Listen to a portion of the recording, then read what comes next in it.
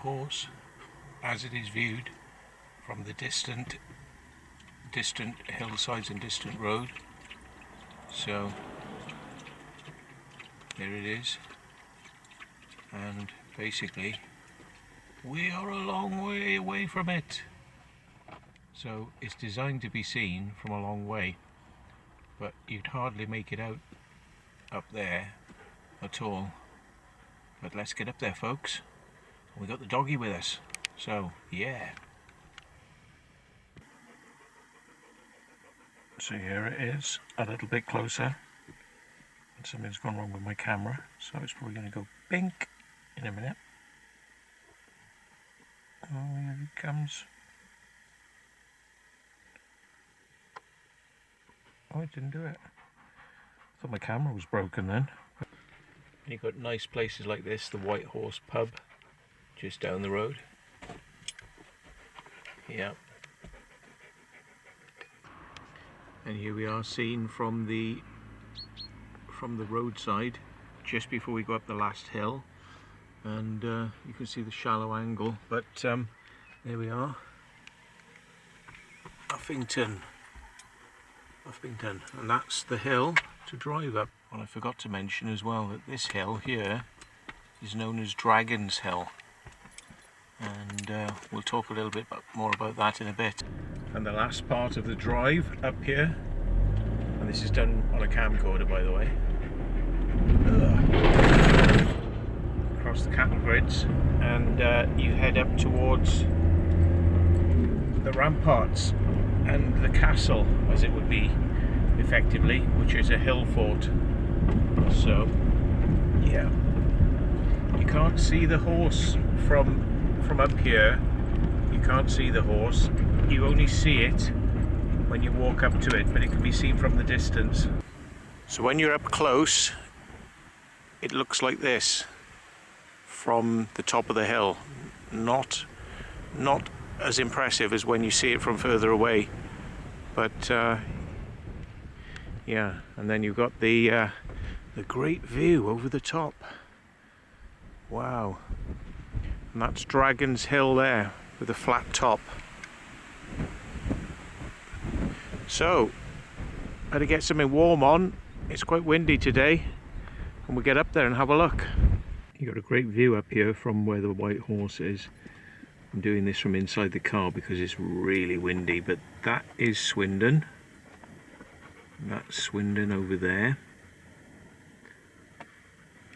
And some of you who live in the area might be familiar with the old wind turbines at Fernham. Yeah, but you get a real view. I mean, you're seeing right up to the Midlands, really. The Midlands can be seen on a clear day off in the distance. And somewhere up there, way off in the distance, is Oxford. So that's up there, quite a way away.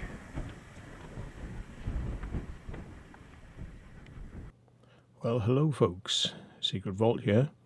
Had to redub this bit of audio because I had a little radio mic that goes with my camera, and it decided to go clickety clickety click. So hello, I am the Secret Vault, and I am using this radio mic, and it is very windy, so yes, it is a big fluffy on it, and the fluffy will stop the noise of the wind, which of course you can't hear at all at the moment. But that in front of us is the road down to Uffington village, and above us is the pathway up to the Uffington Hill Fort and the Uffington White Horse.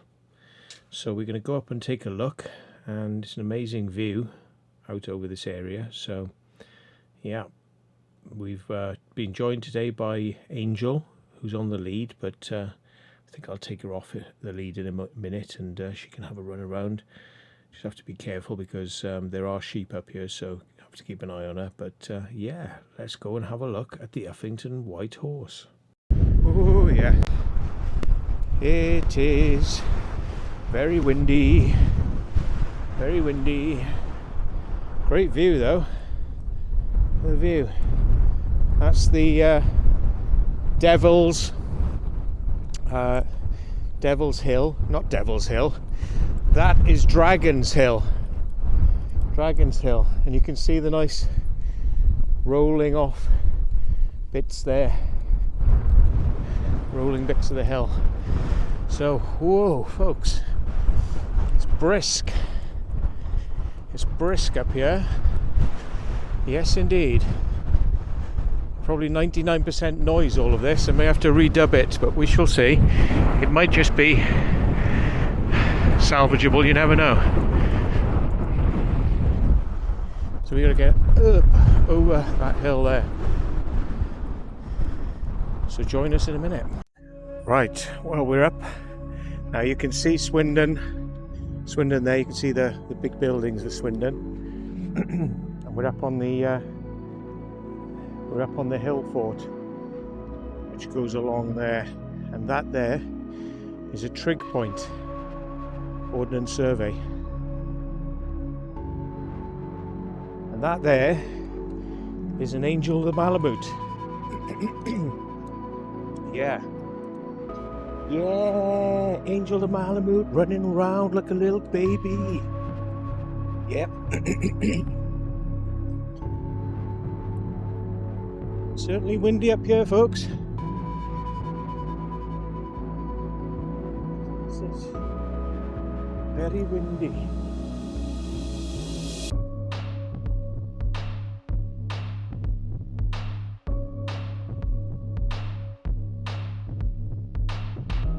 God, not even sure if you can hear my voice with this amount of wind.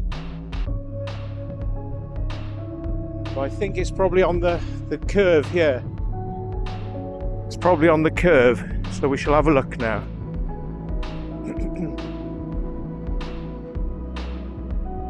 Oh, yeah, that looks like the fence to prevent people from going on it and causing damage. So, right, some historians believe that this is between 800 and 1300 years before Christ that this was created. I know there are others that believe that it's older than Stonehenge. You could be talking into the 10,000 year mark. But there we are, and there it is. There is the Uffington White Horse, and this is its head. That's its eye. That's its eye there. That's its nose. That's its neck. Then its body. Then the legs are all over that side. So yeah. So as you can see, its eye there. What a view up here, eh, folks? What a view, eh, Angel? You like this? Yeah, and Dragon Hill, almost in a straight line beneath where this White Horse is. So I can see why they might have stuck this here, because this amazing little valley here. See, Angel doesn't care. Angel doesn't care about. Well, if the Angel doesn't care, nobody's up here. Bollocks. Let's go and have a bit of a closer look. I won't step on it though. But there you go. That is the head. That's its head. There. Yeah.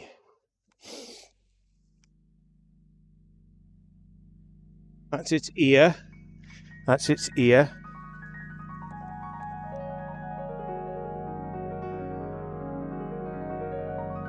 This is its neck.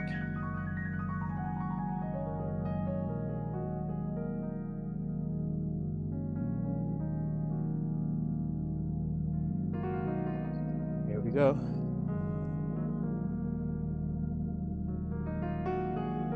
And that's one leg. And those are its two back legs. So there you go, folks. You've seen the Uffington White Horse. Yes, baby. Right, let's go in. So yeah.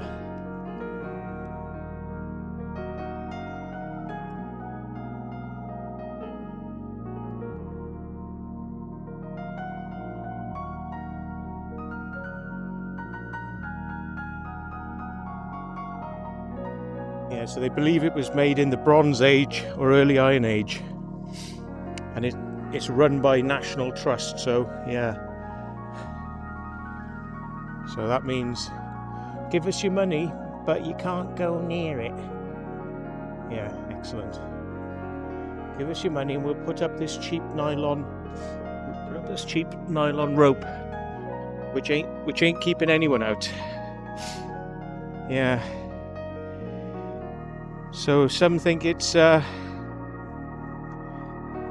piece of minimalist art, and it was used by Luftwaffe pilots during World War II because it was easily recognizable. So it was a landmark that they could use to navigate by. Yeah. It's quite steep off this bit here. You wouldn't want to fall down it.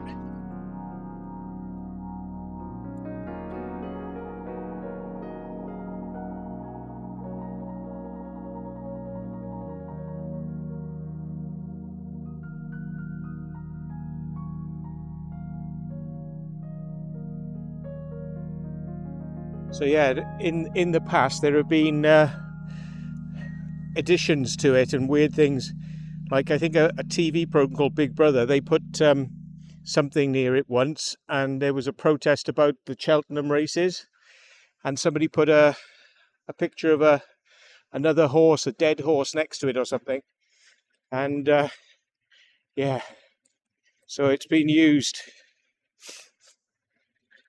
to send other kind of messages in the landscape as well.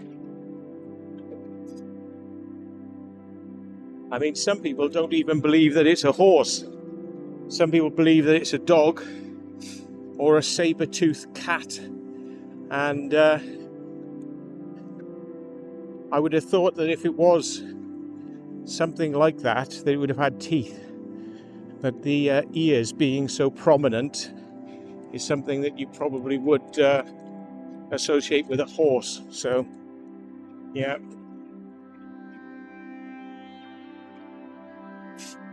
So is it an ancient symbol for prehistoric man and their tribes? Well, there's also another feature nearby, which I'm going to go and visit in a minute, and it's called the Wayland Smithy, which is a burial mound. And again, association with horses. Well, some people believe, now this is not a widely held view because people don't like talking about this, but there's a widely held belief that there was a cult of people in the past that used to worship white horses.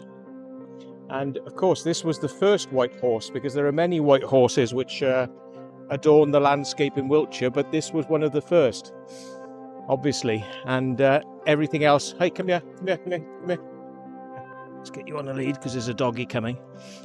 Oh, yeah. So this was one of the first.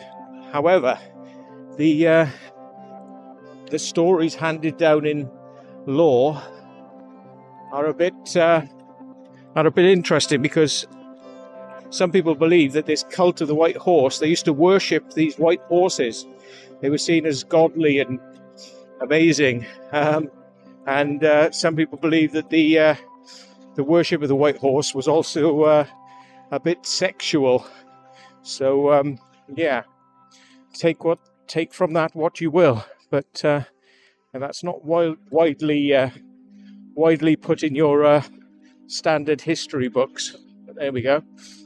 So yeah, whatever it is a very impressive piece of art, and you can see why people would put it on a landscape like this, because it's going to attract people and generate a lot of interest and excitement. So yeah, anyway, stop filming for a minute so we see these people.